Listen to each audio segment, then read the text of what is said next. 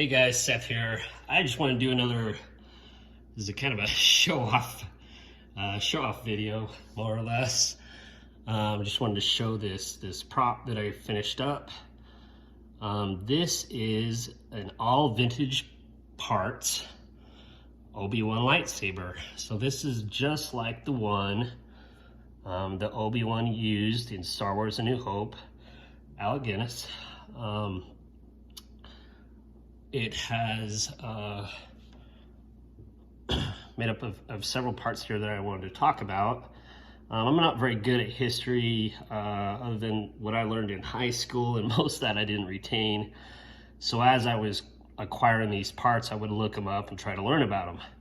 So I just want to share that just a little bit, starting with back here in the back. This is an Armitage Shanks British sink knob. This is they had a hot and cold version. This was used, I think, in the 70s and 80s. And then after that, they changed designs. This right here is in the hobby, we call this a booster. I was talking to a guy on a World War II airplane form, and he calls it a muzzle choke. So I know there's several names for it, but it's basically just a heat sink. And it went on the end of a Browning .303 machine gun. And in front of this booster would be this. This is a part that I got from a guy in Canada. This is the flash, and so the booster would go right here, cooling it down, and the bullets would shoot out the flash.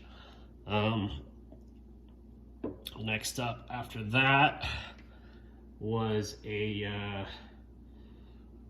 actually I'll tell you a little bit more. This booster, I was looking it up, and I think it was used in 3 different wars. It was used in World War II, and also the Korean War and the Vietnam War. So in fact, the guy that I got this from in Canada, he was working on Spitfire airplanes, and he was restoring them, and he was using these kind of parts, and so that's how I got this other flash. So yeah, it's really kind of a neat relic there. Next up, here's the Graflex Clamp. This is a vintage Graflex Clamp. Same clamp used on the Graflex Lightsaber. Above here is a bubble strip off an Exactra calculator. It was made in the 70s and the 80s. Just down here, these right here are Marconi 10-pin. They're electronic components. I think they're called DATs, D-A-T, 11 DAT or something, but they're Marconi. This right here is a airplane washer, vintage airplane washer. Let's see. Originally there was 2 washers, but a lot of times in Star Wars they lose parts off a prop, and then all of a sudden it becomes a different prop, and guys go crazy over that. But this is just the one version of the lightsaber. This right here is a 1915 Hales. This one's a number 3 Mk1 Rifle Rod Grenade. And it goes from inside this, so this comes off, and it goes from here all the way down, and on the end here you would have this rod, so that this part screws on right here, and this rod would go down the rifle, and they would shoot it out of the rifle.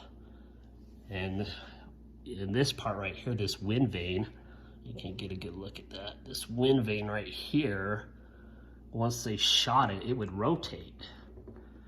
And once it rotated, it would ignite inside the the grenade, and then the grenade would blow up and shrapnel would go everywhere. Before this model, they didn't have a wind vane. What would happen is they'd shoot sometimes the grenade would actually just fall out of the rifle, or if they knocked it out somehow, it would blow up on the ground and blow them up. So they got this smart idea to put this little wind vane on here, and so they'd shoot, and then it'd spin in the air, and as it was spinning, it would prime and ignite, the grenade.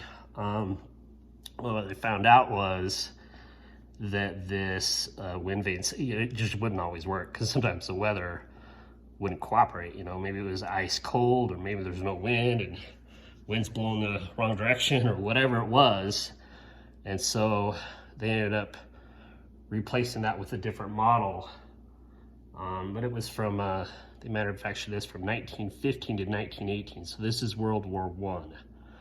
And then this part right here, which is pretty much the highlight of the whole prop, this came off a Rolls-Royce Derwent MK, I think they had them on MK8, MK9 engines.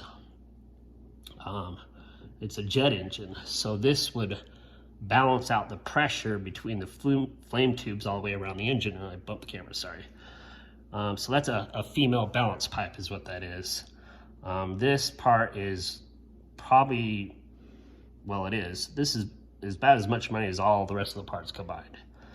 It's very hard to acquire. They have several engines out there, but most of them are locked away in museums. And so finding one with the correct balance pipe out in the wild is very difficult. And once somebody finds it, you know, it's kind of hush hush, and everybody wants a piece of it. So they don't sit around very long. They're very hard to get your hands on.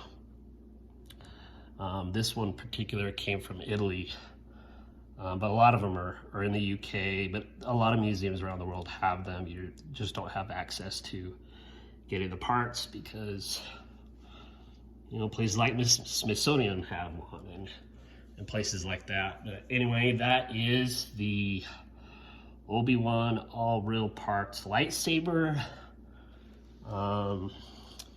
This engine, oh, I didn't tell you, the engine, this was used on the Derwent engine that went into the Gloucester Meteor airplane that the British used. So yeah, a lot of these parts are British. All of them are British except for these two, which you know, the Graflex and the bubble strip are American, but everything else is British. I think that's about it. Yeah, I'm really excited about this prop. It was a lot of fun. It was hard finding the parts, but it was, you know, it's kind of like a treasure hunt. Treasure hunts are a lot of fun. Very rewarding when you're all done, and just as exciting to hunt down the parts. So that is Obi-Wan's lightsaber, similar to the one he used in Star Wars A New Hope. Thanks for watching. See ya.